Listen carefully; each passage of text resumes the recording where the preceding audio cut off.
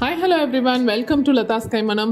இன்னைக்கு நம்ம பார்க்க போறது ஒரு ஸ்வீட் கொழுக்கட்டை மோதகம் ரெசிபி. அப்கமிங் விநாயகர் சதுர்த்திக்கு இந்த மாதிரி நீங்க சாஃப்ட்டா ரொம்ப ஈஸியா ட்ரை பண்ணி பாருங்க. இது குயிக்கா சட்டுன்னு செஞ்சிடலாம். விரிசல் இல்லாம மாவு வந்து எப்படி நம்ம ரெடி பண்றது, அதே மாதிரி அவ்வளோ சாஃப்ட்டா வாயில வச்சா கரையிற அளவுக்கு ஒரு ஸ்வீட் கொழுக்கட்டை எப்படி பண்றதுங்கிறத தான் பார்க்க போறோம்.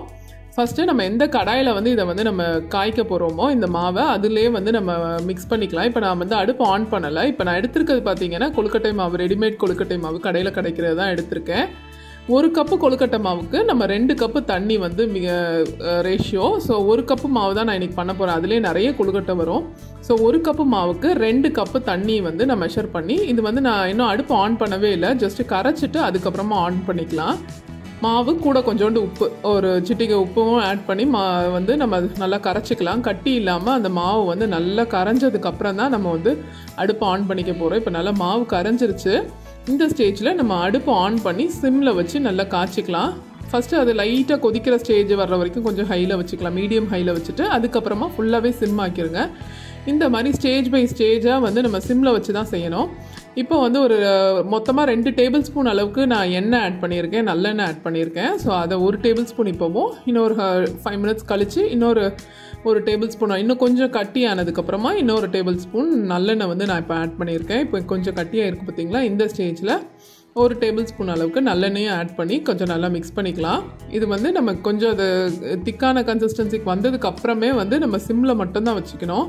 ஸோ இந்த மாதிரி கொஞ்சம் கொஞ்சமாக நம்ம வந்து அது நல்ல மாவு வந்து சேர்ந்து வந்துடும். இந்த மாதிரி நீங்கள் வந்து பாயில் பண்ணி நீங்கள் பண்ணிங்கன்னா மாவு வந்து விரிசலே வராமல் நம்ம மோதகம் வந்து ரொம்ப பர்ஃபெக்டாக வரும். ஸோ கடைசியாக இப்போ வந்து நான் அணைக்க போகிறேன். இந்த ஸ்டேஜ் நல்லாவே சேர்ந்து வந்துருச்சு. இல்லைடா இன்னும் கொஞ்சம் வாட்டரியாக இருக்குன்னு பார்க்குறீங்களா, இந்த மாதிரி கொஞ்சம் பலன்னு வந்துருச்சுனாலே நம்ம வந்து ஆஃப் பண்ணிடலாம். அதுக்கப்புறம் அந்த சூட்டில் இந்த கடாயிலே நம்ம மூடி போட்டு வச்சிட்டோன்னா இன்னொரு 5 மினிட்ஸில் அது பர்ஃபெக்டான கன்சிஸ்டன்சிக்கு அது வந்துடும்.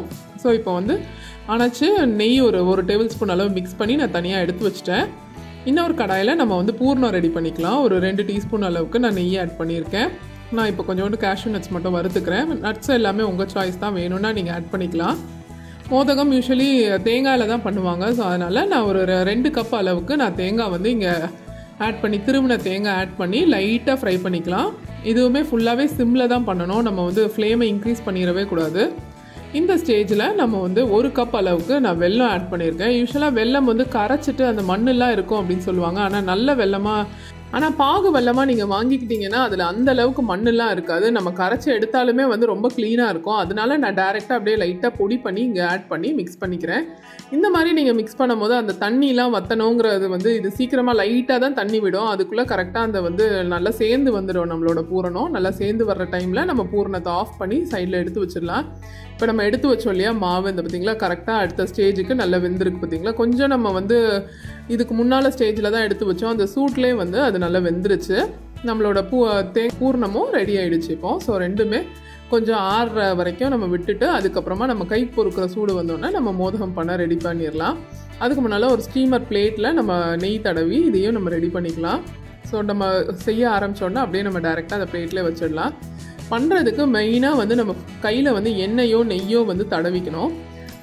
எண்ணெய் நெய் எதாக இருந்தாலும் ஓகே. நீங்கள் வந்து லைட்டாக அந்த மாவு வந்து ஃபுல்லாக ஒரு வாட்டி பிசைஞ்சு கொடுத்துட்டிங்கன்னா அது நல்லா சப்பாத்தி மாவு மாதிரி உருண்டு வந்துடும். ஓரத்தில் உங்களுக்கு வந்து விண்டே போகாது. உங்களோட மோதகம் வந்து ரொம்ப பர்ஃபெக்டான ஷேப்பில் வரும். ஸோ லைட்டாக இந்த மாதிரி ஒரு 2-3 மினிட்ஸ் நல்லா மிக்ஸ் பண்ணிவிட்டு, அதே மாதிரி நீங்கள் ஒரு வாட்டி நீங்கள் வந்து இதை மாவு வந்து டச் பண்ணும் போதே கொஞ்சம் நெய் டச் பண்ணிக்கிட்டிங்கன்னா வந்து அது வந்து அந்த இதோட ஒட்டாமல் ஈவனாக இருக்கும். ஸோ இந்த மாதிரி ஃபஸ்ட்டு ஓரத்தில் இருந்து நல்லா ப்ரெஸ் கொடுத்துட்டு நடுவில் ஒரு சென்டரில் கொஞ்சம் கேப் இருக்கிற மாதிரி கொடுத்துருங்க. இது வந்து மோதகம் அப்படிங்கிறதுனால ரொம்ப பெருசாக நான் செய்யலை. குட்டி மோதகமாக செய்யும் போது அது எல்லாருமே ரொம்ப விரும்பி சாப்பிடுவாங்க.